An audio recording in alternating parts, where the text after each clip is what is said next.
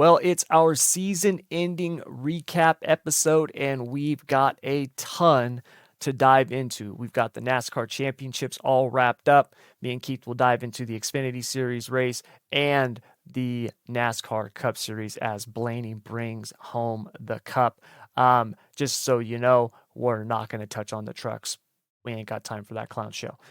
We also got a ton in the way of dirt news with High Limit and the Outlaws. Drivers starting to pick sides, so we'll dive into that. And then to finish out the show, Keith and I will make our ridiculously too early driver predictions and evaluations for 2024. So it is a jam-packed episode.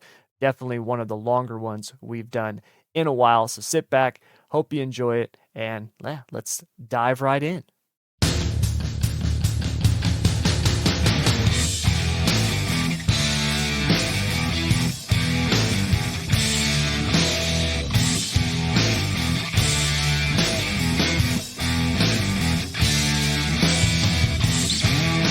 What is up, everybody? Welcome to Three Wide in the Middle with me, Thomas Bennett, and joining me back this week, my man Keith Bradley. Keith, how's it going? What's up? I'm finally back. Yes, survive the move. Survive the move. Yeah. Yeah, we were talking before we started the pod, and yeah, it's there's nothing fun about moving. There's nothing No, fun about moving. no, there's not. It's horrible. Yeah, we're looking for a house right now. Hopefully, beginning of this next year, we'll be able to get one. And I can just tell you right now, I'm not moving my stuff. I'm not doing it. I will pay somebody to do that before I do it. I hate moving. I cannot stand it. I remember, years ago, I moved like 5 times in a year and a half. It sucked. And it's just, I will not do it anymore. Done. So, Yeah, it was not fun. it's It not. wasn't fun at all. And then like we were talking off air, throw in working Yep. your full-time job, and then because in today's world you can't take off. If you No. take off, you put yourself behind by a lot, and it made it rough. But I survived it, and I'm back. Thank goodness I'm back. Yeah. Yeah. Thank goodness. Glad to have you back. So, we got a bunch of stuff. Obviously, we got to put a big bow on the racing season as a whole. NASCAR wraps up at Phoenix. We had the World Finals. We got everything, all the big news with High Limit, World Racing Group, drivers already deciding where they're going to go. Bit of house cleaning really quick. This will be the last show for a while. We will be back, but it's going to be a while. So we'll have this show today, and then we'll be off until after Thanksgiving. Most likely, we'll be back sometime around the beginning of December. First or second week of December. I don't know which one yet. It'll really depend on news. As news comes out, the next show, because that'll be basically, I'm hoping we'll get to talk about what's going on, confirmed with High Limit and World of Outlaws and, all of that stuff. So we'll be back in December, and then we'll have one show in December, and then we'll be off again until after the holiday season. So after Christmas and New Year's, and then we will be back and have our big Chili Bowl show to kick off the year, since that's the biggest event, obviously, in January. It's kind of the only event. I mean, I know there's late model race and indoor season, whatever. It's basically Chili Bowl. So we'll be back for that. So yeah.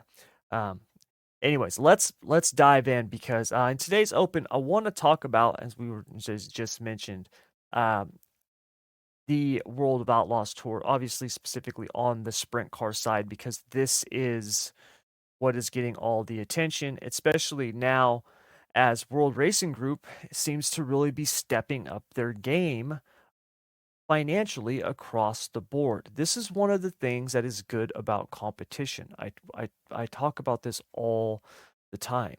I am at heart, right, a capitalist. Okay, that's I believe in like free market capitalism. I think that you have a level playing field, and then those who go out and compete, it's good for the consumer. Okay, that's my personal beliefs. And we see this all the time. Okay. If you look at what Amazon has done, right? People can look at that and be like, oh my God, Amazon's taking over the world. But if you actually look at it, they've done a lot of good, right? If you think back 10, I mean, I can tell you right now, when I was in high school, had you told me that I would be able to order literally anything that I wanted online and I could have it in 2 days, I'd have been like, dude, you're nuts. But not only that, but it changed the game for other businesses. You had to adapt or die. Walmart, who was considered, right, the great evil of the world, remember they were coming in and killing local grocery stores and retail shops, and oh my God, they're so evil. Walmart had to adapt. They had to change. They had to introduce shipping and all these different ways for you to get your stuff, right? Target had to do the same thing. You saw these changes across the board, and those that could not change it, could not adapt, died. And that's the way it should be. World Racing Group, the World of Outlaws, has been the only game in town when it comes to a national sprint car tour for a very long time. And you can look at that and you can see that they had gotten complacent. They really had. There's no other way to put it. They've been doing the same old 10 to win, 1,000 to start shows for years. And you cannot tell me that they haven't needed to increase that. If you look at just the cost alone to compete at that level, they've needed to increase that, right? And it didn't have to be much. It's not like they had to come out and be like, okay, instead of going 10 to win, 1,000 to start on our, our prelims or regular shows, we're going 20,000 to win, 2 to start. They didn't have to do that. They just had to up it a little bit. And that's what they've done. It's 12.5 now, and 12.50 to start. Awesome. That's great. They increased the tow money. Incredible. That's amazing. And you look at what Husitz has done now with their high bank hustle that they've added, which is going to be a huge 4-day weekend now for the high bank nationals. You've got the high bank hustle on Wednesday and Thursday. Thursday night will pay $100,000 to the winner. And then you've got the High Bank Nationals, which is the highest outlaw sanctioned. It's the highest event period because they're not going to be running an Eldora Million again this year, but it's 250,000 to win, 5,000 to start. That's huge. Then they've also added a Labor Day weekend show where it'll be 40,000 to win. That's huge. And the Outlaws are stepping up in a big way. Now, obviously, that's Husitz, but it's with the Outlaws. And when you look at the Outlaws increasing purse money, tow money, all these different things, there is a direct correlation to that. And that direct correlation is the establishment of high limit racing. Keep in mind, it's no longer high limit sprint car series, it's high limit racing. This has gotten many people to think that we will see new forms of racing added to high limit, particularly dirt late models. Now, there's a whole bunch of stuff that's out there, and you can go look this up on the rumor mill and everything else where people think you've already got people connecting the dots between flow racing, since they have a minority stork in high limit, where they're going to be, potential Lucas Oil late model series. Maybe they're going to go to high, or maybe the Flow Racing Night in America series is going to fall under the high limit banner. I don't know. Until we can even get the sprint car schedule out, let's pump the brakes on high limit taking over the dirt world. Okay. What I will say is that you've got essentially now the lines drawn. We talked about this before, and Brad Sweet, which we knew was going to happen, and car owner Casey Kane have both committed to the high limit sprint car series. And David Gravel came out last night, and he is committed to the World of Outlaws series. No shocker there. David Gravel, sponsored by Husitz. Obviously, Husitz tied to the World of Outlaws. They have zero ties to high limit. They don't have a high limit race on the schedule. And you are going to see now these teams beginning to announce who they're going to be running with. And I'm going to be honest, I think we're going to see the vast majority of the Outlaw teams stay with the Outlaws. Make no mistake about it.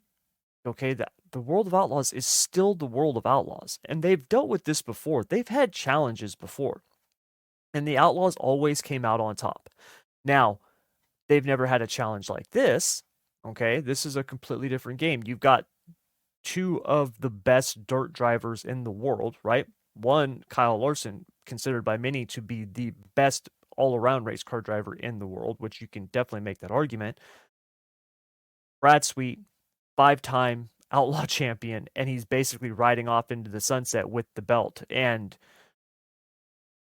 you can make the argument that whoever wins the championship for the Outlaws next year is going to have an asterisk next to that championship, which I don't think is fair, but that will be the case nevertheless. We see it all the time in sports, right? We see it all the time in sports, especially from your super fanboys.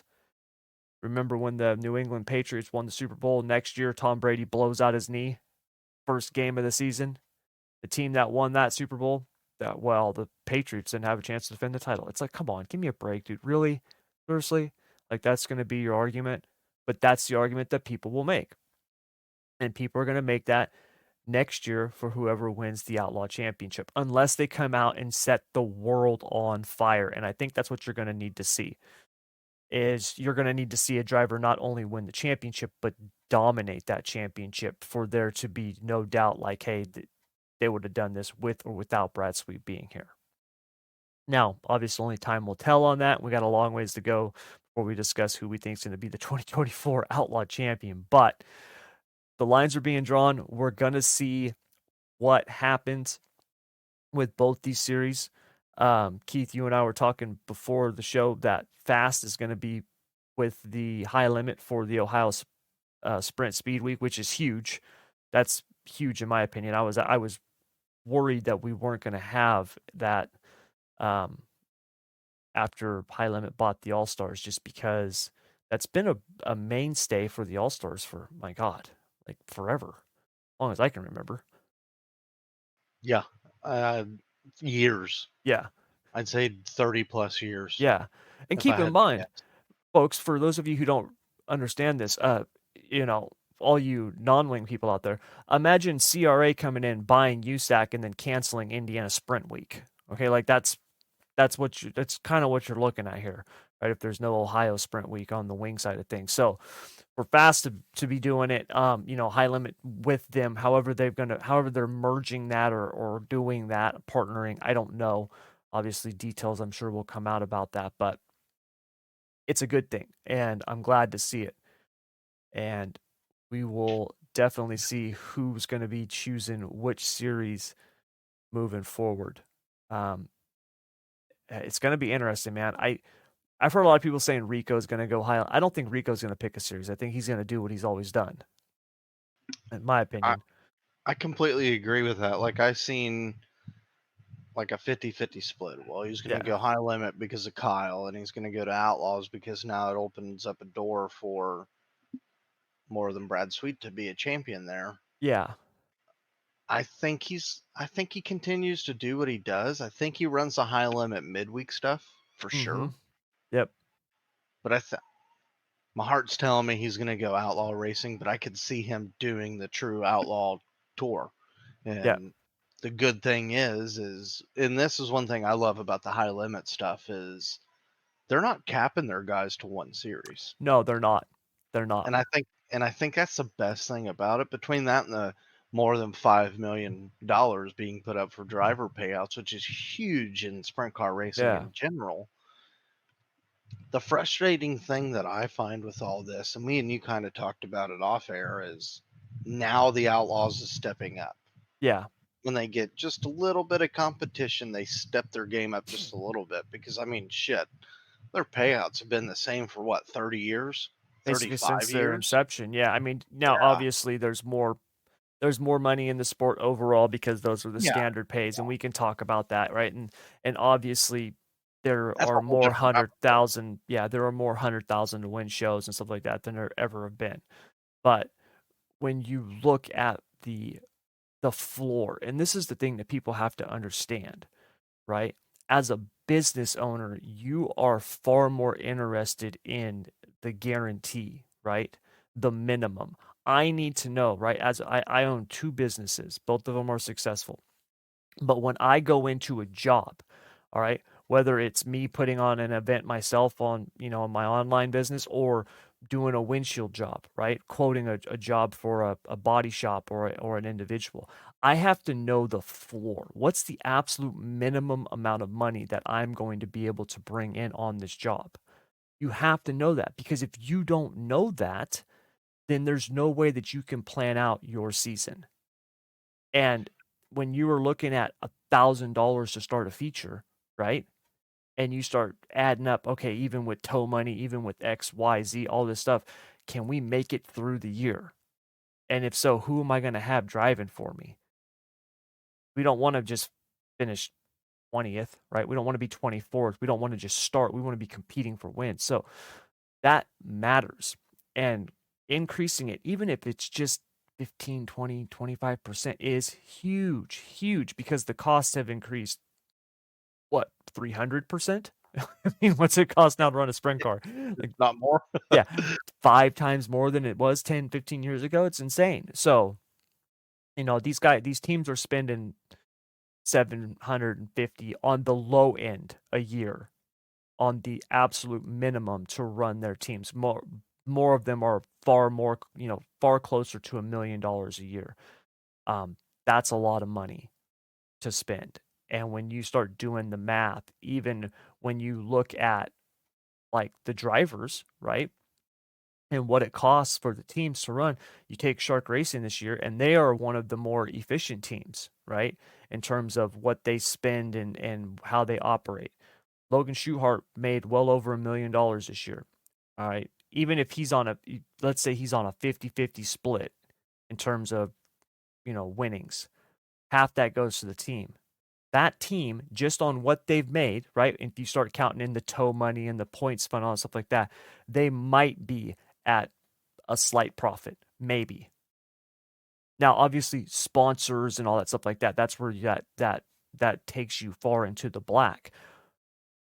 But you've got to have that floor raised, because that cost has gone way, way up. Way up. I mean, even regionally, I talk about my buddy who owns sprint cars and runs, up and down the West Coast. I was just talking to him a couple days ago, and he's wanting to put together a 410. And we were talking about what that's going to cost him, to put that together. And then to get a dry, because that 410 that he's wanting to put together, that's not for his, up and coming nephews. He's wanting to put an actual hot shoe in that car for events. So what does that mean? That means he's got to get somebody in there who's legit. He's going to have to give them a legitimate chunk of the purse, right? And when you start looking at the numbers, it's a razor thin margin. And not everybody can just start, doing the business route and sponsoring it and writing stuff off as, for taxes and everything else. There's a lot to it. So World Racing Group stepping up and saying, hey, look, we're going to increase these amounts. We're going to start doing this. I think it's huge. I really do. And I'm happy that they're doing that. I think it's 5 years late, but better late than never. And, I'm with you, Keith. It sucks that it took this formation of high limit racing to really get their butts in gear. But at the end of the day, that's what it usually takes most companies, most corporations. It takes a challenge from somebody else to finally say, "Hey, let's get this ball rolling." So, And and to be honest, it shouldn't be a surprise to anybody that we've seen this happen. With Mike Hess leaving right in the middle of a season to join High Limit mhm. when they were only running what 12. They They only 12 had what, races. They had 12 midweek races. That was it. when he joined High Limit, they probably had 4 races left, 3 races left. Yeah, it And it's was kind of almost like, at the end of the season. yeah, that's when my head scratching started. Like, wonder what they're about to do, because why would Mike Hess leave his full time cushy gig with the World Racing Group to go join High Limit unless if they have something up their sleeve? Because that ain't the only person that left then. No. From Mm-mm. what I heard, there was other officials that left when Mike Hess left to join High Limit. Then Brian Walker, that does the Wikipedia stuff on Twitter or X, whatever you want to call it, he joined High Limit at the beginning of the season. So Mhm. it's almost like this has been planned. This has been planned Yeah. for a long time. I couldn't pick two of the better people to do it. Um, I got in a heated argument with somebody that has zero sprint car knowledge. They stated, well, Kyle Larson's going to struggle in NASCAR because of this. This is going to be a huge distraction. I No, it's not. completely disagree with that. It's not going to happen because he's going to have people put in place to take care of stuff while he's not there. Brad Yeah. Sweet's joining to run full time. He will be there also to take care of things. This ain't just a, well, I'm going to take care of it from the racetrack. That ain't going to happen. Tony No. Stewart ran Eldora Speedway for how many years while racing? Mhm. On top of any other racetrack that he was involved in and his other race teams. This ain't Yes. going to be a distraction to Kyle. No. Not at all. No. These guys are not idiots. People are They're fucking not. clueless and they just Yeah. speak. Yeah, they're gonna get the best people that they possibly can and put them in the positions they need to be in to succeed. That's what they do. Kyle 100. Larson and Brad Sweet are not idiots. They know that what they need to do to have this series, draw and garner attention and get itself out there in front of the most people possible, what they need to be doing is racing on the track. They don't need to be behind the scenes calling shots. They don't need to be doing any of that stuff. They need to be racing. That is what this series is going to be built off of. And It's that good. is, It's you've got the biggest name in NASCAR, right? Or one of the biggest names in NASCAR and dirt racing in Kyle Larson, and you've got a five-time defending World of Outlaws champion who's leaving with the belt and coming over to run this series. and and this is where I laugh at uneducated people when it comes to dirt racing. That right there is why Mike Hess was hired. Yes. 100%. Mike, Mike Hess was one of the main wheels that helped the World Racing Group turn. Yeah. I Yep. think them losing Mike Hess will be harder on them than this formation of High Limit. And that's Yeah. just my opinion because a race director is everything to a way a weekend operates, the way even the series operates. And Oh, yeah. you take that main piece of the puzzle away and A it'll big slowly deal. start to crumble. Yeah, it's a big deal. Being a race director, it's a big, big deal. Yeah, Um, it's big shoes to fill. yeah, and you look at events where, you know, we've all been, those of us who've gone to dirt tracks before, we've all gone to those events or raced in those events or been a part of those events where they're not ran smoothly and you're standing around and you're waiting for stuff to go and you're like, dude, we've been here 6 hours and we haven't ran the heat races yet. What the hell's going on? Right? Like you've been to those events. That's what a race director does, right? That they're the ones who make sure that everything is efficient and on time. They're the ones that takes that 6, 7, 8 hour debacle and turns it into a smooth, well-oiled machine where you're coming in and you're like, God dang, it's 10:30 at night and we're finishing up the features, right? Like that's what a race director does. And when you are streaming stuff, make no mistake, just because you can watch the stream whenever you please, right? Does not mean they want it to be 12 hours. They want that shit to be as fast and as smooth as possible. So him going to High Limit, I think is huge. Now High Limit still needs to find themselves an announcer. They have yet to do that yet. When you look at who they had this year, it was kind of they kind of just got some guys from different series in terms of what's his name from USAC. I think did a couple of races. Um, they had dude, I'm blanking on his name right now. Um, Crap, I can't remember. I don't know. I'm not gonna look it up. But anyways, they had a couple of different guys. They did. It's not like they had, they didn't have a Johnny Gibson up in the Ed booth for Dillon all Welch, 12 races. Yeah, there you go. So they're Vince looking Welch's for that. son. Yeah, and they're gonna have to find somebody to be in that role consistently because that also matters, right? When you talk about the voice to the action, that makes a difference. Oh, You one take the NASCAR side, you look at the difference between Fox and CBS, right? Or NBC, excuse me. It's huge. I don't know why I said CBS, but it's huge. It's a big, big difference. And it's not that the Fox broadcasters aren't good. Mike Joy, Clint Boyer, right? Going to have Kevin Harvick next year. Love those dudes. Love them. But when you look at how it's put together and who's talking compared to the NBC side of things, I think it's two completely different shows. I will take the NBC side as of right now over the Fox side. That announcer, those people up in the booth, whether it's one, two, three, whatever, make a difference, and you need to have that. And Everybody knows Johnny Gibson's the voice of the Outlaws, right? Has been forever, and you need to establish that on the high limit side as well. yeah, and you're gonna need a good voice because that's gonna be your voice. That's gonna Mm-hmm. be the voice that everybody hears, whether it's on flow at the racetrack. And that voice not only needs to cover the racing, but it's got to cover every single sponsor, Yes. Yep. every single driver, and their information.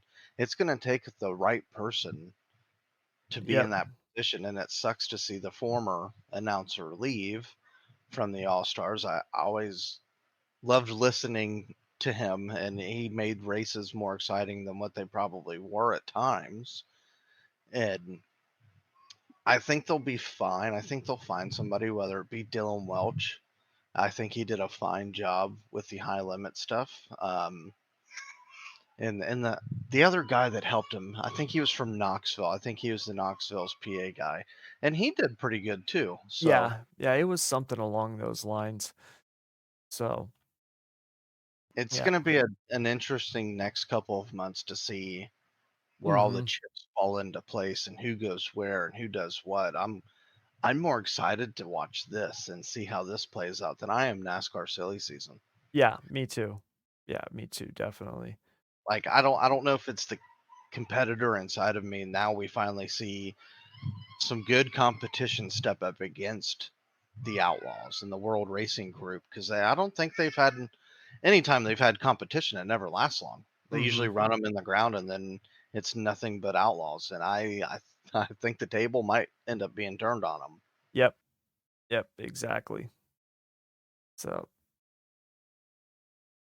it'll definitely be obviously the story of the winter, and we will keep you posted throughout. But we're going to take a quick break. After the break, we're going to come back. We're going to discuss all of the action that happened on the NASCAR side of things, including the championship. And we're going to be doing our NASCAR driver evaluation for the 2023 year and our predictions for 2024. Because, I mean, you can't end a season without making predictions that are way too freaking early. So stick around. That's coming up next. All right. So last weekend we had the big championship weekend at Phoenix. Really quick, the truck race. We're not going to What talk a about it. shit show! Yeah, we're not going to talk about it. Everybody has covered that topic to death. It was an absolute clown show. Um, you know, Tony Stewart said it best when they asked him about it. He's like, none of those guys will be driving for me. Perfect answer. And yeah, that's all we need to say about it. It was a clown show, and it's sad to see what the Truck Series has become. So moving on, Xfinity Series. We'll touch on that real quick. Keith, did you get a chance to see the racing this weekend? Yeah, I gotta agree. I don't want to talk about the truck race. That was a Yeah. fucking nightmare to watch. It was terrible. Yes, it Um, was. I thought the Xfinity race was the best race of the weekend. I don't know if I it was late was race caution that set up everything, but I thoroughly enjoyed watching it. Me too. I thoroughly enjoyed it as well. I thought it was a an awesome race. Although I will say this, I thought on the cup side of things, I thought that was the best cup race we've seen at Phoenix in a very, very long time. So we'll Agreed. get to that in a minute. But yeah, I'm with you. The Xfinity race was awesome. And I was I didn't have a driver. So on the Xfinity side of things, I don't have a driver. It's not like I've got, hey, this guy's my guy, right? I don't even really have that on the cup side of things, to be honest with you. I just have guys that I like to see win. But I got to tell you, out of all four of the drivers, right, when you look at John Hunter Nemechek, Sam Mayer, Justin Allgaier, and Cole Custer, um, deep down, I was rooting for Cole Custer. When you look at what happened last year, right? Um, the dude gets demoted, loses his cup ride, gets put down in the Xfinity Series, And I got to tell you, for most people, when they have that kind of setback, you really learn about a person's character. Like, I know that sounds like cliche, cheesy, like comic book shit, but it's the truth. It really is. And Cole Custer got, you know, he got kicked in the teeth and dropped down to the Xfinity Series, and he made the most of it. And the dude won the championship, which was incredible and showed that how well he could drive. Now, the first half of the year, they weren't really there, but the second half of the season, they put it together and they were strong. And so I was happy to see him win the championship. I really was. And to win it the way that he won it, like you said, Keith, the way that the race played out, it was exciting. It was good racing. That package that they have on those Xfinity cars when it comes to the short track is really, really cool. It's the Xfinity races, I think hands down on, if you look at the totality of it, on the road courses and short tracks, the Xfinity series was hands down the most exciting racing this year. Am I wrong? No, Yeah, yeah, you're 100% right. yeah, yeah. They're hands down the most exciting racing. So they did not disappoint, and I was happy to see Cole Custer get the championship. I thought that was cool. Yeah, I was pulling for Cole because it's a Stuart Haas guy. I've always been a Stuart Haas fan. I was a Tony Stewart fan growing up because of the Indiana ties. Yeah. Um, what really excited me about it is not only Cole Custer winning the championship, but Stuart Haas the last 3 or 4 weeks in the Xfinity Series showed a lot of speed out of the double zero and the Mm-hmm. 98. And I think they're going to be a force to be reckoned with next season. Yes. The Yes, double they zero are. and the 98, being that both of them are coming back and Yep. they'll have continuity. There's going to be no gelling issues. But overall, the race was really good. I love to see Cole Custer drop down is never fun. Being demoted is No, never it's fun not. at all. That is a punch in the gut. And to come in to win a championship and basically show them, like, hey, I don't think you should have done this. This is what I can do. Yep. And not only open up Stuart Haas's eyes, but every other Cup team. They all seen Yeah. that. They all Mm-hmm. seen that championship. It was tough to see Justin Allgaier not get it because he's been in the Xfinity Series for many years, Yeah, he and has. and I think him and Cole are very similar. Two guys that have been demoted in their careers. I think Allgaier was demoted twice. He was put in some bad situations and then landed on his feet in a good situation. And it was good to see them guys race it out clean, the three of them. And at one point in time, all four of them. It made the truck race look 10 times fucking better. Yeah. Yeah. So yeah, I'm with you. It would have been nice to see Allgaier win it. He has done the Xfinity stuff quite a bit. And he's getting up there. He's, in his, I think he's And 35, in derbies, yeah. something like that, mid 30s. Um, which, in today's years, that's ancient for Xfinity series, right? Like unless you're, Elliott Sadler, you know what I mean? Back in the day, who's just like, yeah, I just like the Xfinity series better. That's what I'm going to run.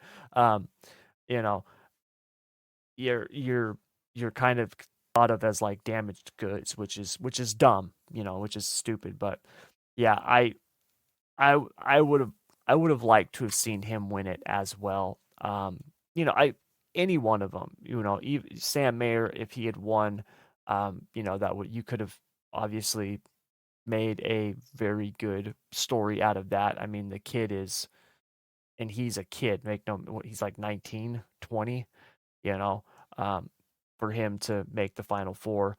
He had 4 wins on the season. He didn't have a single stage win, which is crazy to think about.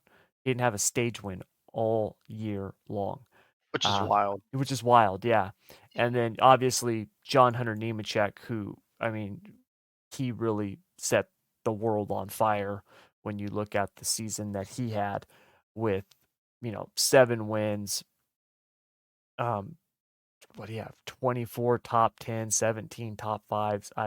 He really was if you look at just the totality of the season, he had the best year, right? Yeah, He did. hands So down. hands down, he did.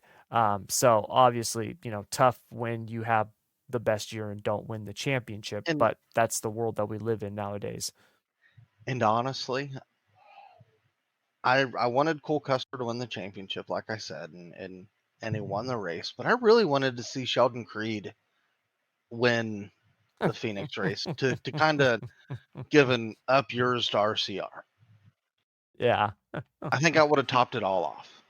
that would have been a nice cherry on top. So, all right. Well, speaking of cherry on top, uh, Ryan Blaney gets the championship, brings it home. Blaney was one of my preseason picks. I gotta find it real quick. I remember I had him as one of the guys I thought who could win the championship. I Now don't. I ultimately had when we made our decision, I ultimately had I want to say it was Denny Hamlin as my champion. I think I think it was Denny Hamlin as my champion. Yeah, I had Hamlin. You had Logano. I had Blaney as one of the final four. We and you did too. And then my preseason picks, though I can't find that. Where did that go? I remember I had Blaney in the final four, which is not a shock. I thought Blaney was somebody who had a chance to win it last year, and he screwed up. Mistakes cost him. I like Ryan Blaney. I think Ryan Blaney is great for the sport. I do. Um, yes, he has a temper. Yes, he gets mad and loses it on the radio. what Uh, race car driver doesn't yeah, I though. was gonna say, newsflash, most of these guys do. Um, if you ever listen to a race car driver, it's incredible because the stuff that when it's happening to them, it is a travesty, right? But if they're doing it to somebody else, it's okay. It's racing. That's just how it is. So I think it's hilarious. Um, we obviously the NASCAR uh Netflix series that they're going to be doing. Um,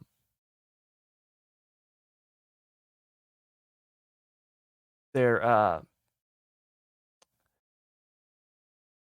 following the drivers around. It's going to be similar to, from what I've heard, similar to Drive to Survive.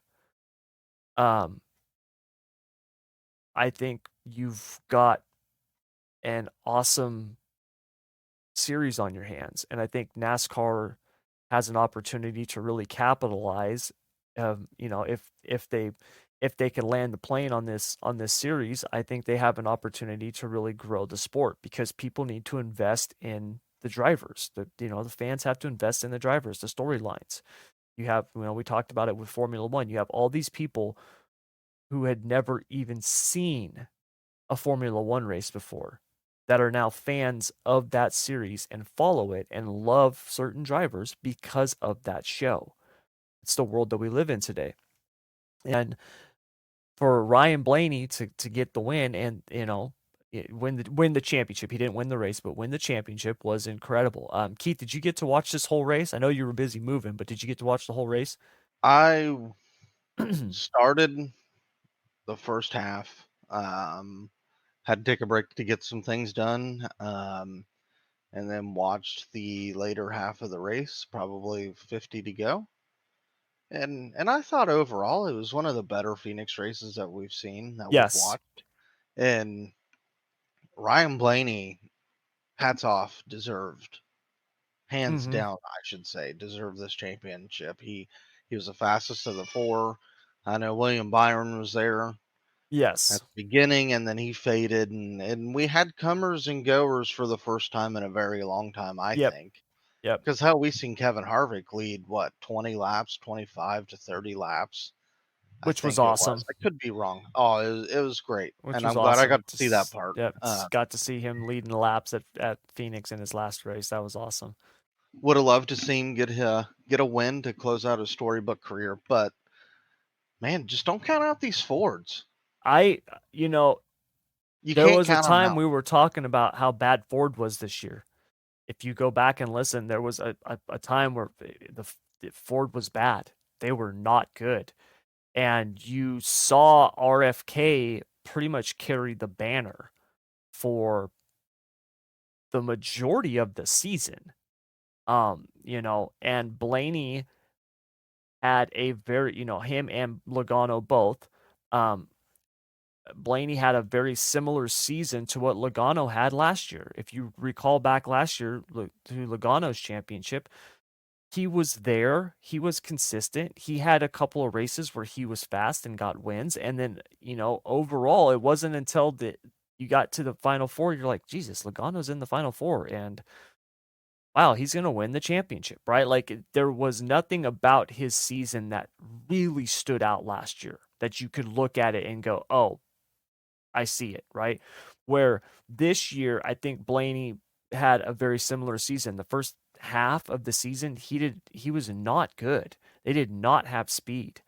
They were off. Now they figured something out the last third of the season, and it was a really big turnaround when you start looking at how he was running. Especially you look at the last couple months of the playoffs where think about Vegas and Homestead and Martinsville and Phoenix. You're looking at all these different types of tracks, and he's running up front and winning.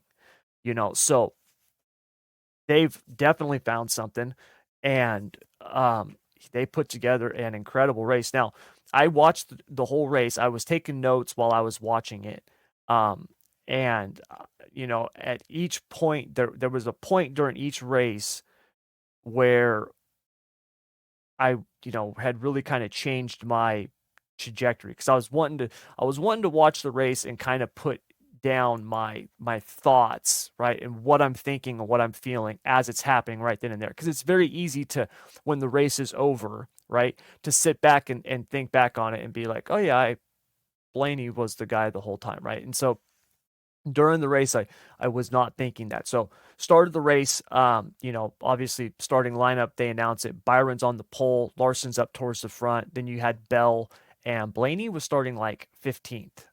He did not qualify good. Now, one thing that I was hopeful for was Blaney had the best long run car out of not just the final four, but out of everybody. When you looked at the 20 lap runs in practice, he was the fastest. He was the best. Larson and Byron both had good short run speed. The long run speed didn't seem to be there. I think part of the reason why Larson doesn't have as much long run speed is I think because he drives the thing so damn hard in the beginning. Right? I think that's my own personal theory. I don't know how you feel about that, Keith, but I think that's part of the reason why Larson doesn't have long run speed sometimes. It's because it's like, hey man, this isn't a sprint car. You got to get 50 Yeah, laps out of these tires, not 20. yeah, So I completely agree yeah. with that. So and then you had Bell. After stage one, Byron dominated. He dominated the entire stage, gets the win. Larson had gotten up to, I think it was third. And you had both Bell and Blaney moving up through the field. And at that time, I wrote down, Blaney on the move, Bell with them, and Byron the class of the field. That's what I thought at the time. I thought Byron was showing, hey, these guys are the guys to beat. Now they do pit stops and things change up a little bit. This is something that we've talked about a ton, and I don't think gets enough.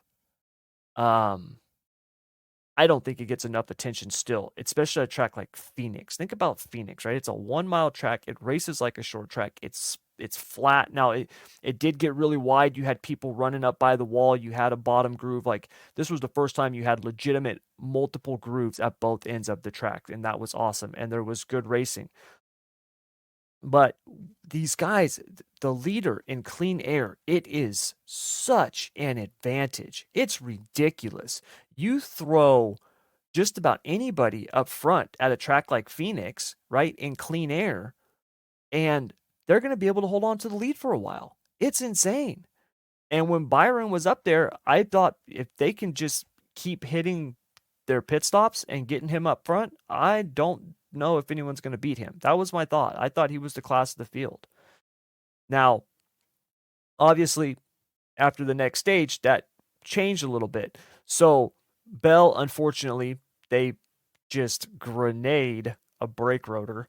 And dude, kudos to NBC on the graphic explaining that. That is something that I don't know about you, Keith, but I've absolutely loved the way that NBC and Steve Letarte does those breakdowns, those technical breakdowns on stuff like that. It's incredible because even as somebody who is a NASCAR fan and has been a NASCAR fan my whole life, these cars are so different. Even though this is the second full season, they're so different. There's still things about them that I don't fully know or understand.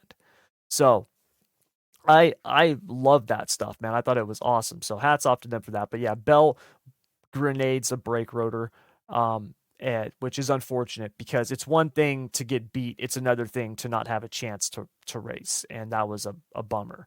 So down to just three. Blaney, I write down again on the move, getting better. He just got better and better as this race went on. He did. He was fast. Obviously, Larson, Byron, they're still up in the front battling, towards the front of the pack. When we get to the stage three, this is where Blaney really started to shine. He was up front, he's marching towards the front, towards the lead. And when he was battling with Chastain, I loved it. I loved it. It was awesome because I thought at this point, you're talking, we got 25, 30 laps to go. Blaney's got, I think it was about a second, 1.5 second gap over Larson. And Blaney is trying to get around Chastain and cannot do it. He can't do it. And Larson's running, I think, fourth because Truex was third because you had this 3-car battle up front between Chastain, Blaney, and Truex. Byron was, I think, fifth or sixth or something like that. And I remember I think it was Cliff Daniels came over Larson's radio and said, 12 car is melting down. Go get him. Right? Like, go get him. And Blaney was losing it, man. NBC cut to him in the cockpit right when he was flipping off Ross Chastain, which was awesome. After the race, they asked him, did you hit him on purpose? He said, hell yeah, I hit him on purpose. Which once again is awesome. I don't blame him. I also don't blame Chastain. Chastain, he's there to win the race. You know what I mean? Ross Chastain couldn't win the championship. That does not mean he is not there to win that race. That is why this format is so unique, right? And also exciting, right? We can debate all day long about whether or not Ryan Blaney is the true champion, right? In terms of the overall season and all that stuff like that. Whatever. We can debate that forever. But in terms of excitement level, right? And on the edge of your seat, you can't deny, especially in a situation like this where you have, for the first time in what, ever? I mean, 10, 11 years, whatever it was, the person that won the race was not in the final four, was not a championship contender. And Chastain, hats off to him, man. He drove an incredible race. And Blaney got around him. Chastain got back around him. And these guys battle, and Truex catches up to him, and then a caution comes out. Now, Keith, I know it's been a couple of weeks. You were off, moving. But do you remember what I said a couple weeks ago about the championship race at Phoenix? Do you remember what I said? Damn, I'm trying to remember now. I Was it said around the a championship driver would not win the race? No, it was about Phoenix sucking. I said, I hate the Oh, fact that the championship will probably be decided by a late race pit stop. That's what I said. And when that caution came out and Larson got ahead of Blaney and Byron, I was like, Larson just won the championship. That's what I wrote down. Larson is going to win the championship. And then I have in little quotation marks pit crew, meaning the pit crew did it. They got him out in front, and I thought Larson had this in the bag. I didn't think there was any way that those guys were going to be able to get around Larson. I did not think there was going to be a way. Excuse me. I know out of the three cars, Larson, Byron, and Blaney, I would probably say Larson had the third best car. Now, obviously, his driving ability can make up for that, but even still, I didn't think he had, a great car. If you look at what he had done most of the day and you listen to even him talk, he said, I was hoping for cautions because I knew I could pass people on pit road. His pit crew was incredible. And when that green flag dropped, I thought Larson was going to hold on and win the championship. I thought he was going to get his second one in the bag. And as I saw Blaney charging up, when he got around Larson, I was shocked. And not only did he get around Larson, he drove away from Larson. That doesn't happen very often. Anywhere, no, anywhere by anyone. You know what I mean? It's when you consider the stakes. They're racing for a championship, and Ryan Blaney not only passes Kyle Larson but drives away from him. Now Chastain obviously drove away from both of them, and finally Blaney realizing, hey, I don't have to win this race, brought it home and got the championship. And I was pleasantly surprised that the race at Phoenix was so good. It was incredible. There was comers and goers, like you said. The NASCAR has got some tests that they've got planned. They've got a, test at the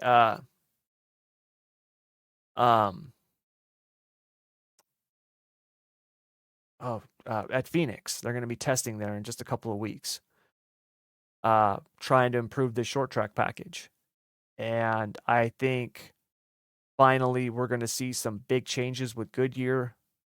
I think NASCAR is going to finally make some changes. I hope they step up the power. I know that it's not that simple, but my God, I know that they can just change that damn spacer on there and get 750 out of the car.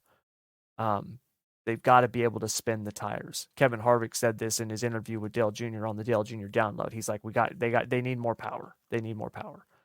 So, hopefully we'll see. That drum. Yeah, everybody has, and NASCAR is finally like, all right, look, everything's on the table. I think they're going to take some big swings, which is good. We need that.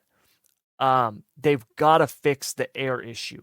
They've got to fix that air issue. The fact that the leader can literally create a wake of air that upsets the car behind it to the extent that it does is insane. It's absolutely insane. And folks, to give you guys some perspective on this, okay, for those of you who don't fully understand this, Keith and I both sim race on iRacing. And keep in mind, iRacing works with NASCAR, right? So during the race, right, William Byron had drivers on iRacing running a sim. They were simulating different possible outcomes. He had a war room, figuring out different strategies and stuff like that. That's how these guys use iRacing. In terms of NASCAR, they get data from NASCAR. They work with NASCAR. So when you drive the Cup cars in iRacing, no, it's not 100% accurate, but it does give you a sense of it. It does give you an idea of what it's like. And even on the sim, when you get behind another car, the dirty air aspect is huge. It's huge. There are times where you will be driving down into a corner and all of a sudden your car don't turn and you're just pushing up the track, just skating towards the wall, and you can't find any grip. Like the lap before, you were the fastest car on track, and now you can't turn because you've gotten close to a car. You got a car in front of you that's right. That's 2 car lengths ahead of you, producing a wake of air that you just can't get through. Right, like they're just cutting in front of you, and that air is literally screwing up your car so bad that you can't get the damn thing to turn. You guys, and that's just in the sim. That's a game. All right, look at it in terms of real life. It's crazy what dirty air can do to these cars now. Like we used to complain about aero push. I mean, they're at a whole other level now. It's insane. So they've got to figure something out with that because no matter what they do or change, right, it might make it better, but it's not going to solve that issue. And I don't know how you solve that issue. I don't. Right? I mean, I've got theories, but I'm not a NASCAR engineer. I'm a yahoo in Northern California.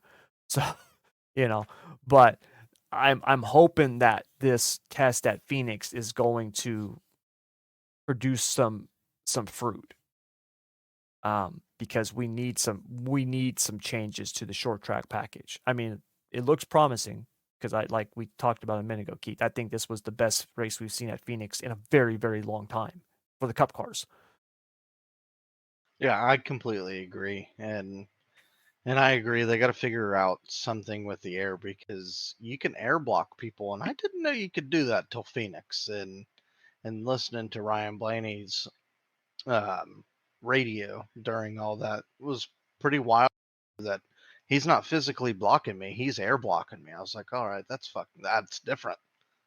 Never heard that term before, and it's wild. And and I agree with the iRacing stuff. People don't realize how similar it is to real life and how comparable it is. They just think, oh, it's a video game. It's more in depth than a video game.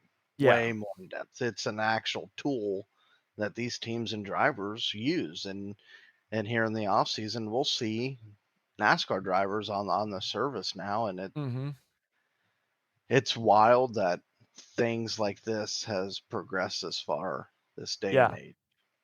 It is. It is. And it's cool to see, And you look at, I mean, take William Byron for example, right? I mean, he's had this meteoric rise to um championship level status.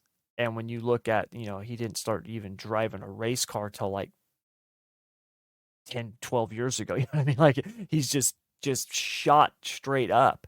And he's somebody who spends a lot of time on the sim, right? And you go to someone And like Kyle Larson, who's like, I don't like to use it; it screws me up. Now he'll drive other stuff, but I don't like to use it; it screws me up. And it's incredible, like you said, that we can see these guys use this tool to help them and and it and help them in a big way. and it's also wild that William Byron was actually found on iRacing. Yeah. That's where he started his career. And now look at him. He's I'm going to say a contender for a championship for many, many years to come. Oh yeah, definitely. And it don't matter if it's in a Hendrick car, a Gibbs, or Stuart Haas. He will be a force, and he's only getting better, and he's going to continue to get better. And he's young as hell still. Yep. Yep. Without a doubt. Without a doubt. So yeah, congratulations to Ryan Blaney on the championship. I'm happy to see him win it. And yeah, it was definitely exciting. And hats off also to Ross Chastain and Trackhouse closing out the season on a high note. Ross obviously last year was in the Final Four. This year they started off pretty good, and then man, they fell off a cliff. He has been mediocre for 2/3 of the season. So for them to end the season with the win is definitely promising, and I'm hoping that it's gonna be a stepping stone to 2024 for them. Not to keep beating the Ross door. How much of that mediocrity is at fault of Rick Hendrick for telling him you need to settle down? Because ever Yeah, since that I walk, man, he just went downhill. He was a yeah, completely different player, person, racer. He didn't race the same, and I think that's where Justin Marks needs to step up and be like, dude, be you. Mhm. You don't change a damn thing because you're better being that overly aggressive and a loose cannon per se, or a feather or a dart without feathers. He brought a lot of excitement and a lot of attention to the sport, whether it was a good thing or a bad thing. I thought it was great. Yeah, so did I. So did I. So, yeah, I don't know how much of it was that. I You got to know. allow, and not to cut you off, but I think that's where Rick Hendrick needs to take a back seat and allow these guys to have a freaking personality. Because I'm sorry, now Yeah. that Kevin Harvick's gone, Ryan Blaney's the only one with a personality, with a voice, and he's not afraid to use it. Yes. Yeah, I'm with you. I think Blaney is, to me, Ryan Blaney's the closest thing NASCAR has to a rock star. Yep. Like that's to me that's I think he could be um one of the I stars think of the sport, because of that personality that he has. I think Ryan Blaney has the potential and the ability to be the next Kevin Harvick. I do too. I They're think oddly similar. yeah, I think he has a lot of untapped talent, man. I don't think he's even though he won a championship, I don't think he's even reached his full potential yet, so I'm with And you, I, man. and I agree. And while you were talking about all that, I pulled up some stats of Joey Logano just to compare their championship seasons. So last year, Joey finished the year with 4 wins, 11 top fives, and 17 top tens. Ryan Blaney was very, very similar. Mhm. Ryan had him beat in top tens where he had 18. Joey had him beat in top fives where they Joey had 11, Blaney had 8, and Ryan fell one short win Yeah. playing Joey Logano. It's crazy how last year and this year we talked about Ford's up and downs because even Mhm. last year they were so up and down you didn't Yeah. know whether they were going to be good or great or terrible. And then again this year, but when it comes down to championship time, I don't think you can count out a Ford, whether No. it's Trucks, Xfinity, or the Cup Series, because they rise to the occasion when Yep, they it's do. game. They do. And they're gonna be tough again next year. And So, they're getting a new body next year, and I think that's going to mhm. help a ton too. Yeah, I do too. So, speaking of which, we're gonna wrap up the show with our NASCAR driver evaluation. So, we essentially got 3 categories that a driver can fall under.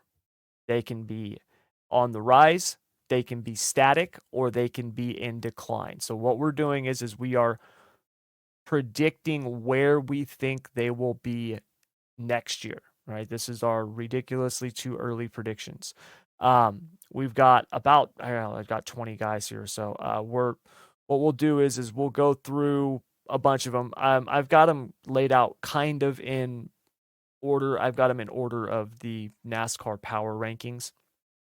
Um, and when we get to the last, the top 5 or whatever, we'll actually, look at some stats and data and stuff like that.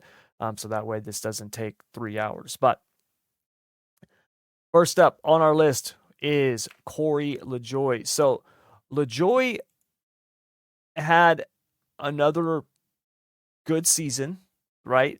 If you look at what he's done, he's just gotten consistently better every single season. And now I think he is right at that. I think he's right on the edge of top 16 in terms of chance to make the playoffs. And I think Spire is right there as well. So I think he's on the rise next year. How about you, Keith? I think he's on the rise, and I also think it helps bringing in Carson Hocevar. People can shit Yes. on Carson Hocevar all day long because of the truck shit. I'm gonna look away from that. It's a new season per se. Yep. I think Carson Hocevar bringing a young talent in, and we've heard guys say this car is similar to the trucks, the way they race, and I think it's only going to make Spire better. I think it's going to make Corey LaJoie better, and I wouldn't be surprised if we see him actually notch a win next season. I'm with you. I'm with you. So It yeah, might be a super speedway win, but a win is a win. yep, definitely. Yeah, no one's gonna. It's not like people are gonna be like, "Oh, you mean the road course guy won a road course? Who cares, right? A win's a win. That's all that matters." Road So, course guy's supposed to win the road yep, course. exactly. So, all right, next. Speaking of road course guys, Daniel Suarez. So Suarez definitely did not have a good year this year when you look at it compared to last year. Last year he made the playoffs, had a win. This year, neither. Did not make the playoffs, did not get a win. So next year, Keith, I'll let you go first. Do you think Suarez is going to be on the rise, static, or in decline? I think he's going to decline. Okay. I struggle with this because I was going to say static and he's going to stay the same, but I think he's going to decline. We've seen over the course of Daniel Suarez's NASCAR Cup career, it's like a heart monitor. It's all up and down. It's never straight and on the rise. Mm-hmm. Um, Outside of last year, he got that win at Sonoma, but if you take out win away at Sonoma, it was even a struggle for him last season. Yeah, he had some good races, but it was very similar to this season. I think this upcoming seasons where we're going to see the slow decline of Daniel Suarez. All I'm right. not comfortable enough to say that he's going to be on the rise because he's not shown me anything this year. Yeah. I'm gonna swing for the fences on this one. I'm gonna go on the rise. The reason I think he's gonna be on the rise is because I think Trackhouse as a whole is gonna be on the rise, and I think Suarez is gonna be feeling the pressure. Um, Oh, for sure. With you the know, Zane Smith move, with the yeah. Zane Smith move, with Ross getting a win, right? Even when the car's not great, Ross is still pushing it. It's like Stuart Haas and Kevin Harvick, right? You're like, well, SHR is struggling. Well, yeah, they would really be struggling without that 4 car. You know what I mean? So I think it's the same thing where it's like, hey, man, Flores, you got to get your stuff together because Ross is still getting stuff done and he's in the same equipment. So, yeah, I think he's going to step up his game next year and have some better results. And we'll see whether or And not he if has I'm to, right. right? Yeah, he has to. So, all right, moving on. Alex Bowman. So this year, Bowman started off great, was definitely heading in the right direction. And then obviously he had that injury and really fell off the second half of the season. So, Keith, Bowman, static, rise, or decline in 2024? I'm going to say on the rise because if you take the injury and that penalty away, Alex Bowman had I'm going to say a fairly decent season, Yeah. better than most, Mm-hmm. actually better than a lot. Yeah. Um, the penalty, I think, set that whole team back, and they couldn't dig themselves out of that hole. I think it put them in a corner that they didn't want to be in. And then you throw in the injury, and that just added insult to injury. That took him away from the car for a while, and then you build rust because you can't really do much. You can't get in a simulator and put pressure on your back or anything like that. I think we'll see Alex Bowman back on the rise next season. Yep. I'm with you. I think he's going to be on the rise as well for all the stuff that you just He's a hell stated. of a race car driver. He is. Yeah. He's too He good to is. not be Yeah. on the rise. All right. Next, Ricky Stenhouse Jr. I'm going to tell you right now, I think Stenhouse is, I'm going to say static. Um, I would like to see him on the rise. I like Stenhouse. Stenhouse is actually one of those guys that I kind of wish had just stayed as a dirt driver. I think he would be one of the best dirt drivers in the world if he just drove dirt. You know what I mean? I really do. But I think he'll be static next year in the Cup Series. I think if he gets a win next year, obviously I don't think he's going to just win the Daytona 500 again. But obviously with the restrictor plate stuff, even though they're not running restrictor plates, we still call it that. I know. Please save your emails. Um, with the restrictor plate stuff, whether it's Atlanta, Daytona, Talladega. He's always good in those tracks. Um, He actually showed speed at a couple of other places this season.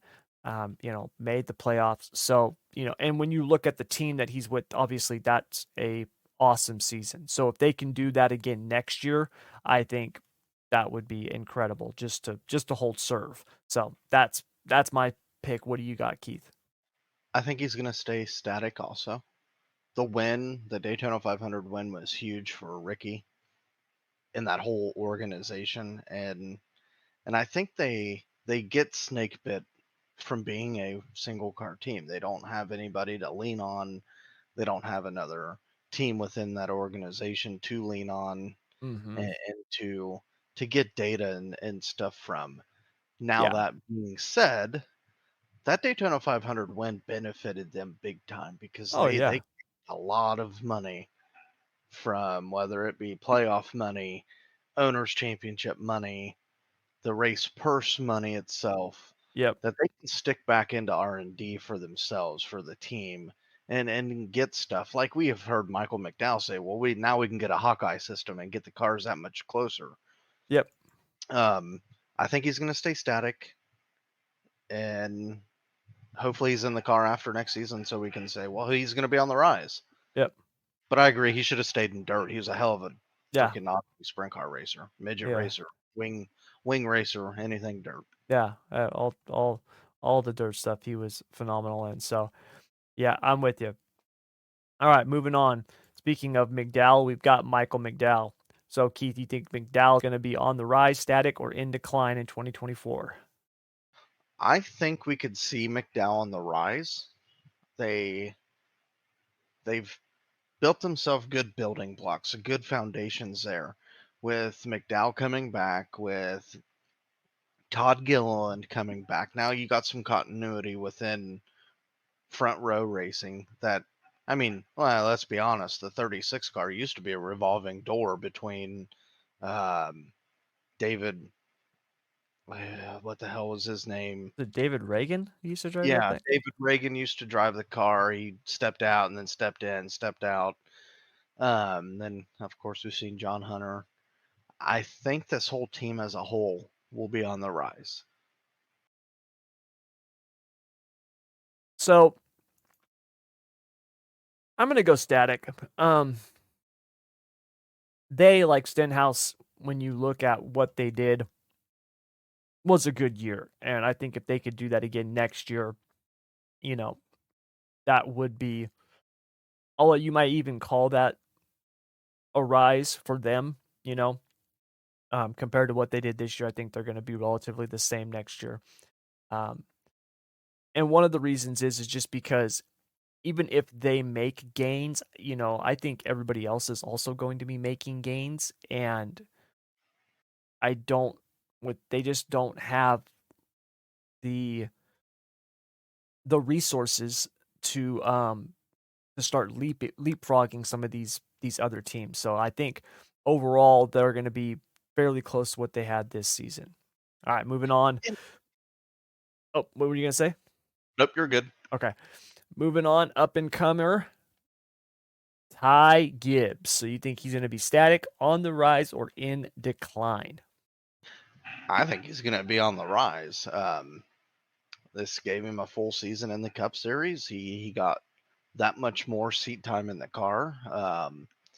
Learned a lot, and I think we're going to see Ty Gibbs towards the front a lot more. Yep. I'm with you. On the rise. I think next year he makes the playoffs. Um, whether he points his way in or gets a win, he's at one of the best teams in NASCAR. Um, you know, Gibbs, Joe Gibbs Racing is obviously huge. He's got two of the better drivers as his teammates, Denny Hamlin and Martin Truex Jr. So, yeah, I think it's only looking up. Like him or not, the kid's got a ton of talent. He does. So, yeah, on the rise. All right. Next, your personal favorite, Chase Elliott. Decline. Just kidding. um, man, I'm going to say static. Really? because that team's so freaking hit and miss. They were this year. They're either really good or they're really bad. And even before the injury, they were really good, then they were really bad, and then he gets hurt, and then it's just been, ugh, I guess you could say bad. But I also think the reason why I say static, I truly believe Chase Elliott's going to be the odd man out at Hendrick Motorsports. With the rise of Kyle Larson, with the rise of William Byron, I think Rick Hendrick now sees that Chase is not the golden boy for Hendrick no more.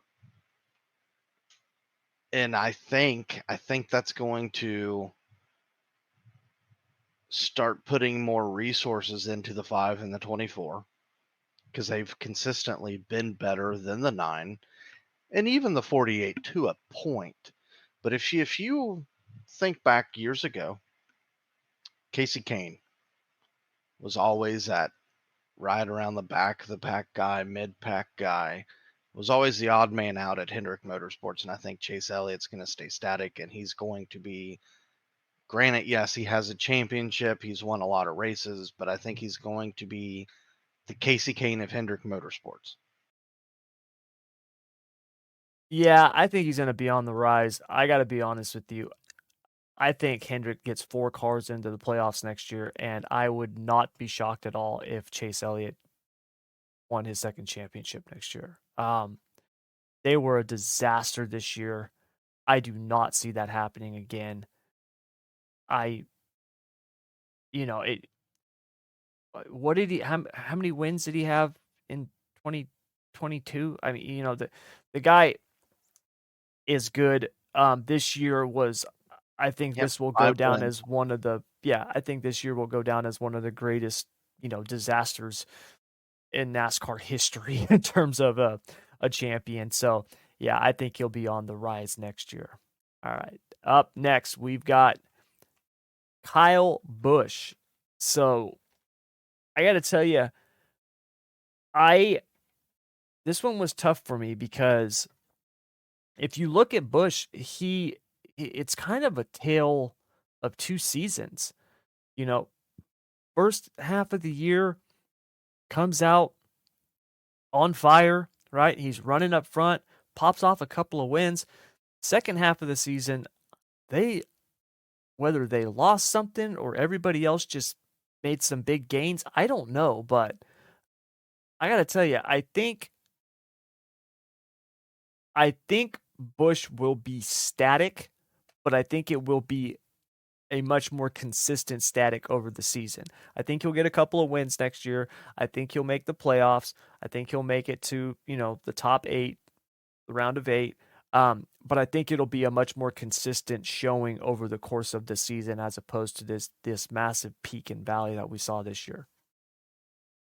Yeah, and realistically, I think that's an RCR deal. Um, Yeah. I think we've all witnessed the RCRs up and down through the season, even when Kevin Harvick's there. But I agree. I think he's going to stay static.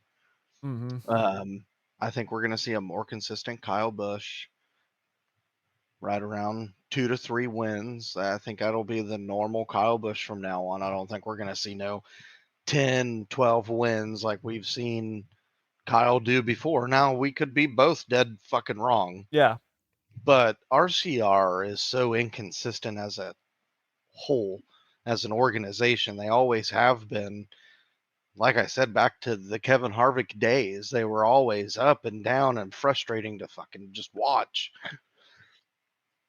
That being said, I think Kyle is going to stay static. Yep. Yep. I'm with you. And I hate his fucking teammate. Sorry, I had to put that in there.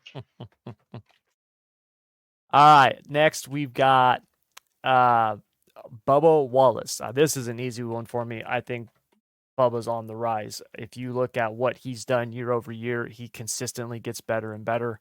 Um, you know, he had a solid run this season. You know, when you consider the fact that he finished 10th in points this season.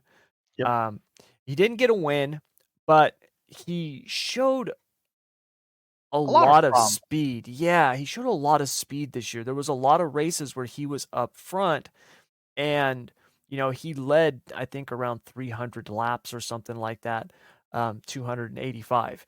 And, he had 10 top 10s, 5 top 5s, but he had 5 DNFs this year. And, when you look at the uh, races that he had where, there was times he was running up front and then something would happen. So I think they've definitely shown improvement. And I think, him along with 2311 as a whole, I think that organization is just on the rise. It's definitely a more of a 5-year process, not a 2 or 3-year process. So yeah, I think he's on the rise. I completely agree with that. Now, I'm not a big Bubba Wallace fan. I like Bubba Wallace. I like him as a racer. I think he needs to learn how to harness his emotions. I think he gets in his own fucking head in the middle of these races and him himself grenades and Yes. has meltdowns, and he needs to learn how to not do that as quite often. Yep. Now, that being said, I think he is on the rise. I think 2311 as an organization is on the rise. You get some cohesion within him and Tyler Reddick because now Tyler Reddick's there. He will be there for the foreseeable future. And now that 45 won't be a revolving door like we've seen last season with the unfortunate circumstances of Kurt Busch, because I think he Mhm. was going to do Bubba some good as being that veteran there in the building. But with Kurt staying with the organization, with Tyler Reddick going to be there for another season, I think 2311 is going to be a hot team to watch. I Yeah. I can see them pulling off a trackhouse type of season, even though Tyler Reddick carried that team. He had a trackhouse type of season, if you want to call it. But I think I see them taking major gains next season. I do too. I do too. And I think that Bubba's going to be towards the front of that. I really do. And So, and look, guys, I mean, I know nobody wants to hear it, but Bubba's Denny Hamlin's guy. That's his guy. mhm. That's 2311's guy. That they're just not going to kick Bubba to the curb. Um, No. Mm-mm. I think with the additions of more Toyota teams, I think it's just going to help 2311. Then you throw in the Denny Hamlin contract stuff because let's face it, there was question marks whether Denny was going to be with Toyota next season, and I think Yeah. with Denny getting that contract wrapped up, I think it's going to help 2311 because now them guys know, okay, we're going to be with one manufacturer now. Let's look at 2024 and go up. Yep. Yep. I'm with you. Definitely with you on that. So, Sorry to be long winded, but that's all right. Um, Next, we've got his teammate Tyler Reddick, which obviously we just kind of covered. I'm going to say on the rise for Reddick. You look at the season he had; it was good. I There's no doubting the kid's got talent. You know what I mean? He's got talent. He can drive, and the team as a whole is getting better. Like you said, he was really the banner carrier for them this year. When you look at it, he had 2 wins, you know, 10 top 5, 16 top 10s, led, 470 laps, finished 6th in points on the season. So, a really good year for him overall. And yeah, I think next year is going to be even better, right? I mean, he's when he's young, he's got so much more racing ahead of him. I think he hasn't even gotten into his prime yet. So, yeah, definitely on the rise. What do you think? I think he's on the rise. And how we were talking about Ryan Blaney about the untapped potential, I think Tyler Reddick's got a ton Yes. of untapped potential, and I think he's going to be on the rise. I'm calling it now. This is my throw it out there call for 2024. Tyler Reddick has a William Byron type season next season. I could see that. I could definitely see that. Yep. It's crazy that Reddick is from my area, from where I live.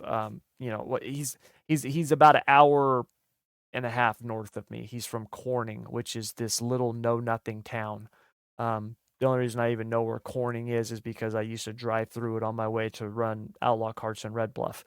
But it's crazy that you got this just insane talent coming out of this know nothing town, and he's So, just starting to scratch the surface of his potential. funny story before we move on about Tyler Reddick. When he used to race dirt late models, we were running when I ran my mini sprint, which was a 1200cc mini sprint. Mm-hmm. We were running at Lawrenceburg Speedway, 2009, and it was a Wednesday to Sunday type of event. We were racing Wednesday through Sunday. So we were camping at the racetrack, and there was a bunch of us there in our inner circle, had 8 or 9 campers there.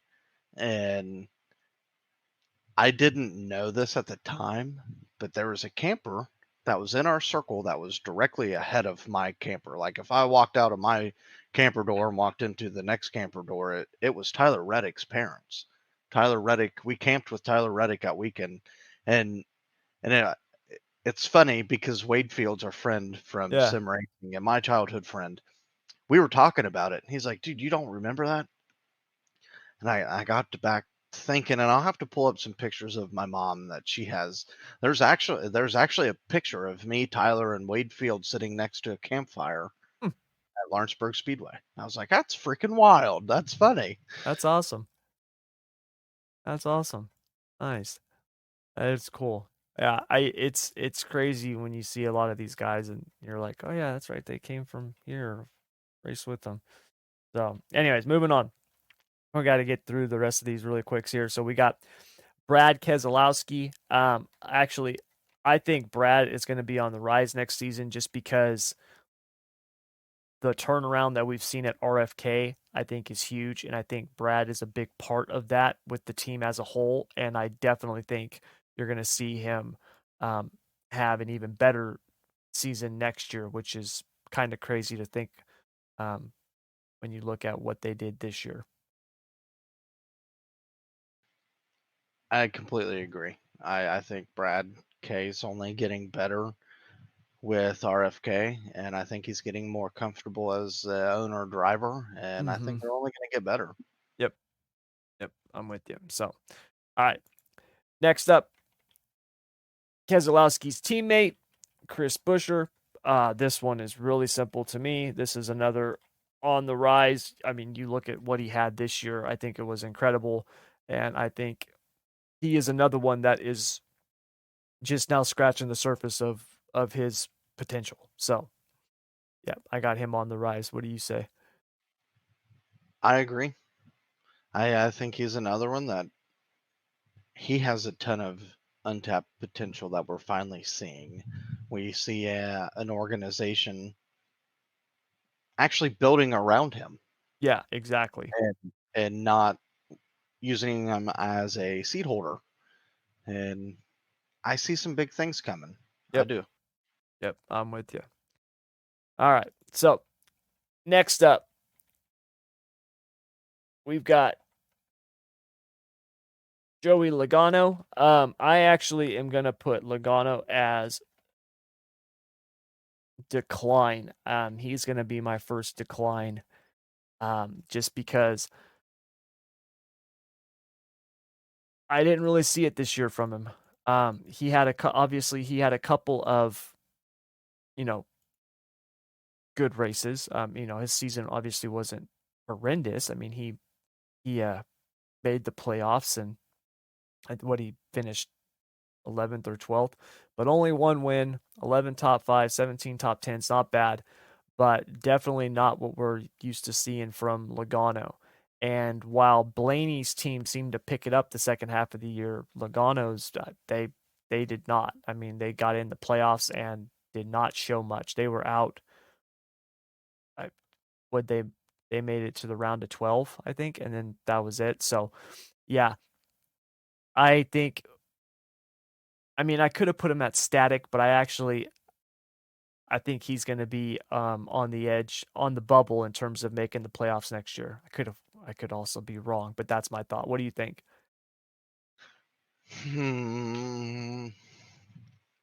I think he's going to stay static. Static. All right. I but I think he's going to be right on that border of static and decline. Yeah, Now I'm that with you. now that we say this, now Yeah. watch him. He's come out a ball of fucking Yeah. fire, win 7 races Yeah. next season, make Yeah, Tommy exactly. look fucking Yeah. dumb. Yeah, make But us look like clowns. I So, mean, when we talk about inconsistent teams, he's another one that's they're either really good or they're really bad. When they're bad, they are very bad. mhm. Um, yeah, I'm gonna stay static at a slow decline. I think we're gonna start to see the downfall of Joey Logano, and maybe in the next couple years, retirement on the horizon. Yep. Yep, I'm with you. So, all right. Next up, Martin Truex Jr. I'm actually going to put Truex at static just because when you look at the fact that regular season they were incredible, playoffs it was a nightmare. I mean, the fact that he made it as far as he did is really just a testament to how good of a regular season he had. So, yeah, I think he's going to be static because if they can do what they did this year during the regular season, I think it'll set them up for a much better playoff run just because they can't have that kind of horrible luck, 2 years in a row in the playoffs. I wouldn't think anyway. So that's my pick on Truex. What do you got?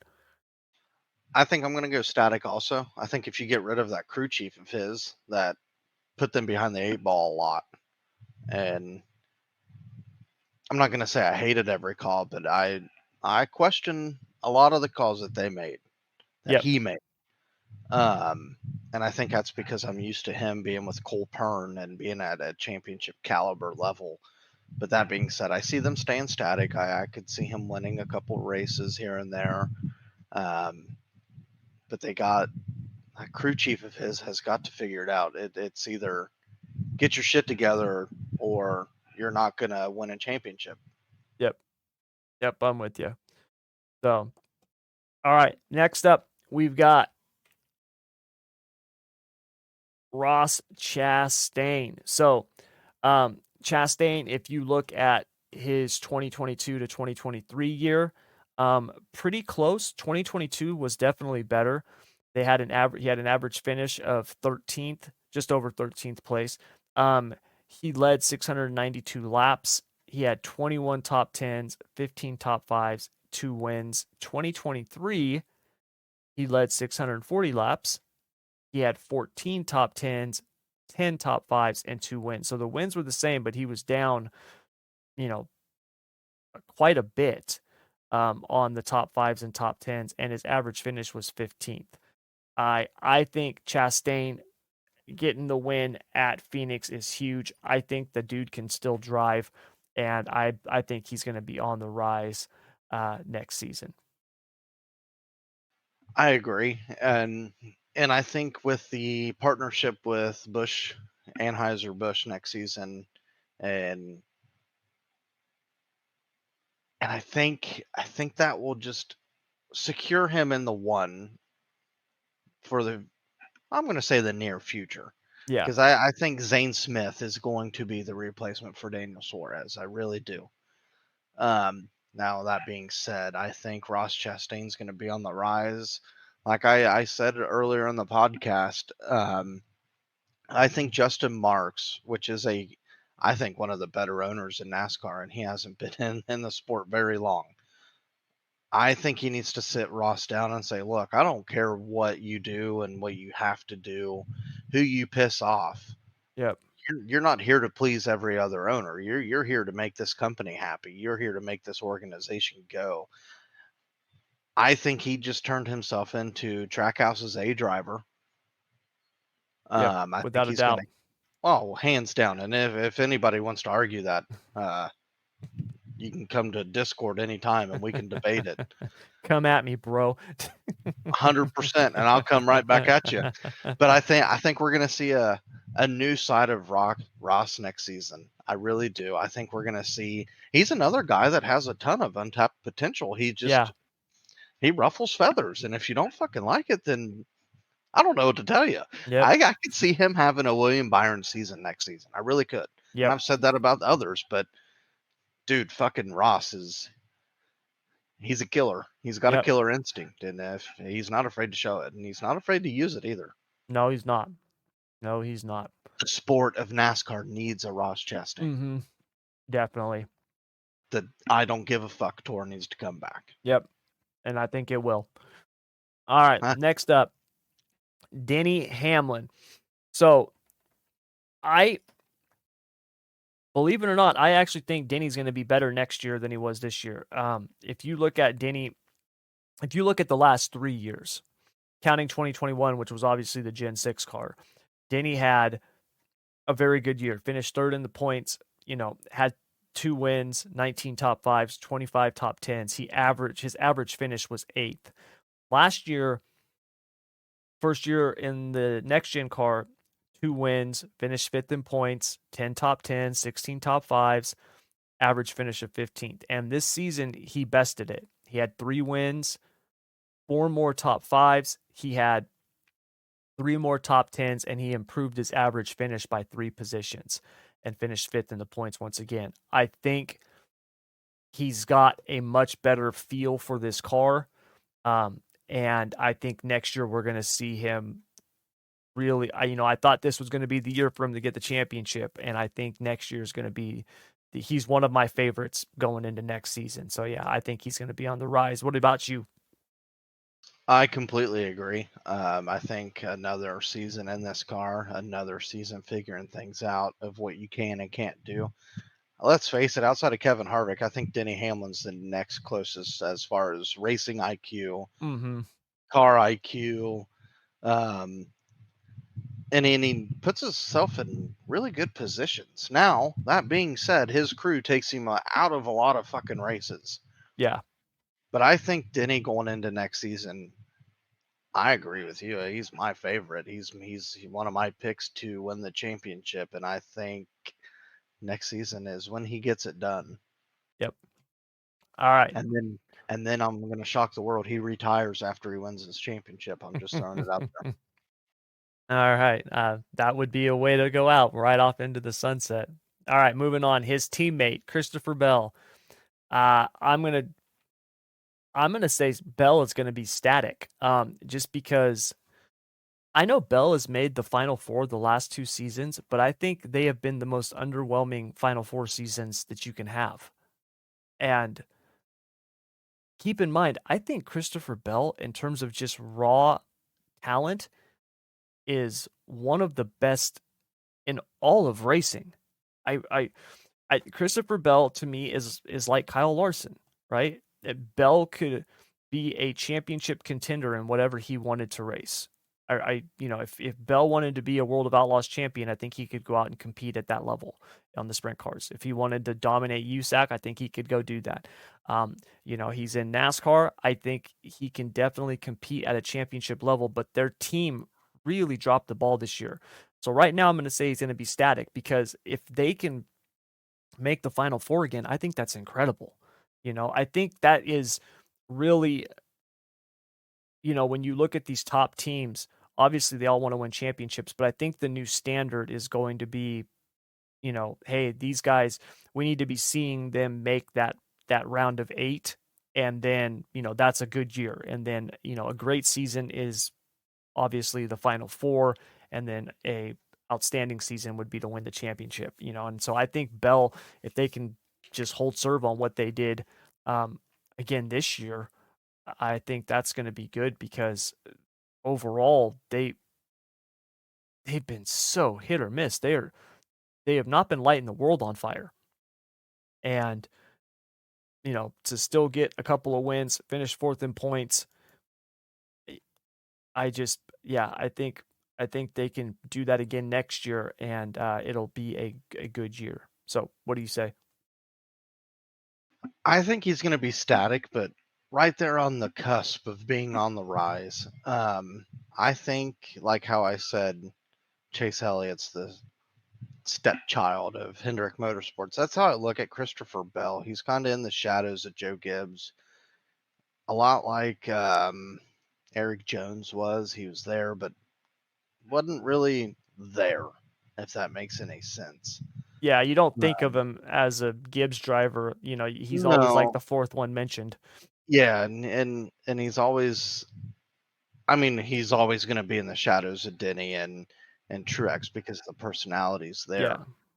Yeah, I could see him being static, but on the cusp of on the rise. I really think it's going to. I think he's going to be in a do or die situation yeah, next season. I think it if you don't repeat what he did this season, I could see Christopher Bell with a whole new team after next season.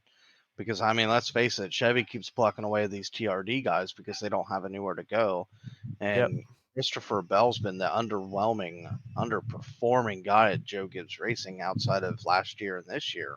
yep, And I don't. I think if he doesn't back it up, we could see him with Stuart Haas next in 2 years. yep. I'm with you on that. All right. Next up, William Byron. This to me, I'm just gonna say static. And I don't mean that in a bad way. The dude had an absolute insane season. He had 6 wins. Um, 15 top fives, 21 top tens. He had an average finish of 10.9, which is incredible. So finished third in the points. Obviously, they did not get the championship, but they had an insane season. So for me, if they can just be close to that again next year, I think it's incredible. So, um, I don't know how they could actually have a much better year than this year, other than doing what they did again and winning the championship. So yeah, I'm gonna say static. And I'm going to agree because I don't think he can rise up much further than what he has. I mean, he could go win 8 races, but I don't think I don't see anybody winning 8 races next year. I don't either. I don't see that happening anymore with this car. No, I think it's too not, close. not with yeah. I I mean, the competition's just closer. The cars are closer. The Yep, teams are closer. yep, I could see William doing what he did this year, next year. yep. Definitely, definitely. So, all right, we got 2 left. Uh, Next up is Kyle Larson, who is actually ranked number 1 in the 2024 power rankings. Um, Larson had obviously a really good, yet at the same time up and down season when you think about it. Uh, you know, he had 4 wins, 15 top fives, 10 top eights, but he had like 9 DNFs or something. Like he had an insane number of DNFs this year, uh, which is just crazy that he had as many DNFs as he had. Um, he had 8 DNFs this season. That's insane.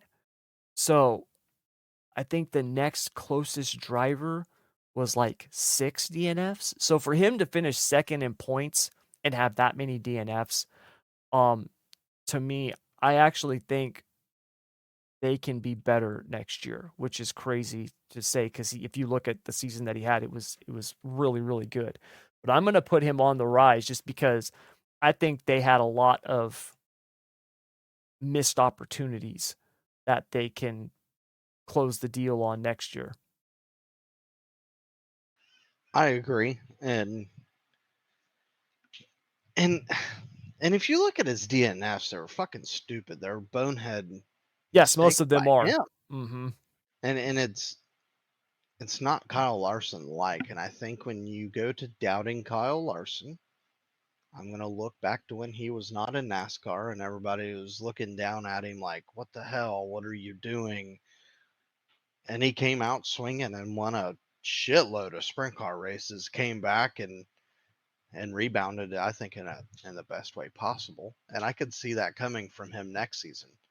Yeah. Yep. Um, I'm with you. as long as he doesn't beat Austin Dillon out for the most DNFs with 10, I think we could be crowning him as a champion next season, and he could be a two-time champion. But he's got to quit with the bonehead mistakes. But he's on the rise for me for sure. Yeah, I'm with you. I'm with you because if they can clean those up, then yeah, he's And he's somebody I another see competing for a championship every year. exactly. And he fell victim of that fucking point scandal Hmm. with Hendrick. And Yep. I mean, it didn't hurt him, but it didn't help him either. Yep. So, all right. Last but not least, our champion, Ryan Blaney. I'm actually going to have him on the rise. Now, let me clarify what I mean by that.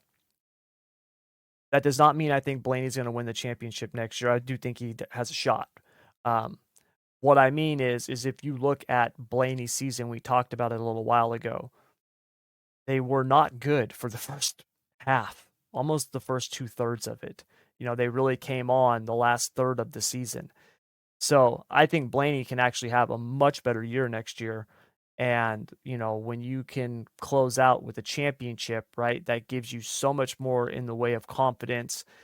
Confidence is so huge in any sport, especially racing, where you look at the field nowadays with, you know, it's been leveled with the rules and the cars and everything else. So I actually think Blaney can have a better season next season. Overall, they might not win the championship, but I think he could have a better season next season in terms of consistency and wins, top fives, etc. You know, if you look at the year that he had, you know, 2021, the last year of the Gen 6 was a really good year for him. He had 20 top 10s, 11 top 5s, 3 wins. Now he finished 7th in the points, but overall had good a good year. Last year he made it to the playoffs, didn't have a win.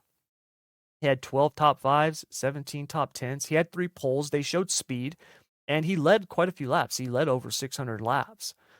Had an average finish of 13th. This year he won the championship, and he had 3 wins, but he had only 8 top 5s. He had 18 top 10, so he improved that. But his average finish was actually worse, and his average start was worse than last year. The main thing that improved was the wins, and that all came in the last third of the season. So I think that they could have a much better year next year, and I think they will. How about you? I completely agree. I think they're going to build off of this championship, and we both know momentum's everything. Oh People yeah, can say momentum's not real. It's freaking real. Um, now that they got some momentum, especially that 12 team. I mean, they were terrible, yeah, yep, but like a clutch team, they turned it on, and it honestly reminded me a lot of Kevin Harvick's 2014 season. Showed a lot of speed, would have a lot of misfortune on the way, whether it's part failures, stupid mistakes, or just not finishing good. And then when the playoffs hit, they turned up the wick, and that's what he did. He stayed, I'm going to say, relatively quiet. He made moves when he needed to make moves through the playoffs, and then that championship race, had by far the fastest car, yeah, uh, and hit a walk off. I'm going to say, I could, I don't want to say I'm going to see him repeat, but I think he's just inserted his name into every championship conversation that anybody will have going forward. And I yep, think this new Ford body is only going to help them. definitely, definitely. I'm with you on that. So, all right, well, that is going to do it for our NASCAR driver evaluation 2020 our 2024 way too early to tell driver evaluation, I should call it. We will revisit this next year at this time at the end of the season. Maybe not after the season, but maybe sometime in the playoffs. Probably sometime heading into the playoffs. We'll evaluate this and see how we did. in comparison to what our predictions were. So, anyways, that is going to do it. That's going to be our wrap up for the season. Like I said, we will be back after Thanksgiving, first or second week in December. So just make sure that you are, that you're following the podcast, whether it's Apple Pod, Spotify, iHeartRadio, Stitcher, wherever you get your podcasts. We're on all of them. Just make sure that you're following, and yeah, keep your eyes out or keep your eyes open for the next one to drop. But yeah, this is going to do it for now. It's been another great season. I want to thank everybody who listens and downloads and is subscribed and following us. We really appreciate it. Keith and I do Absolutely. this literally just for fun. You know what I mean? Like we have zero, uh, like expectations for this. We get a few hundred listens an episode, and it's awesome. I don't care. Like as long as there's somebody listening, we'll keep doing it because it's just fun. So yeah, it's awesome. 100%. Yep. And like Tommy said, I thank each and every one of you guys for supporting us. I look at it as two old guys sitting at a McDonald's just shooting the shit. Yep. We both just love talking about racing. We're old gearheads. I say Yep. old, not only in my 30s, but still. we just enjoyed talking racing, whether it's talking shit about racers or Yep. complaining about NASCAR, anything in between. And we couldn't do it without your guys' support. And Yep. it truly means a lot to me. It's crazy to think that I've been a co-host now 2 years, I think. Yeah. It's 2 years. about a year and a half or something like that. Yeah, he came on the Started second half of the first year or something. started out as a guest, and Yeah. we made it. Just stuck around. So yeah, we'll have I got a bunch of stuff planned for the pod next year. A lot of And we're only gonna changes get and better. improvements. We're Yeah. only So gonna get better. yeah, more video stuff and stuff like that. So, but yeah, you guys, that's going to do it. Thank you very much as always for joining us. Keith, my man, enjoy the new house. Have a good Appreciate it. Thanksgiving if I don't talk to you before then. And yeah, all of you out there have a good holiday. We'll be back after Thanksgiving sometime in December, and enjoy the little bit of racing we have left. All of you USAC midget fans, because that's about all that's left. So anyways, that'll do it. Thank you guys very much as always for joining us. And until next time, take care.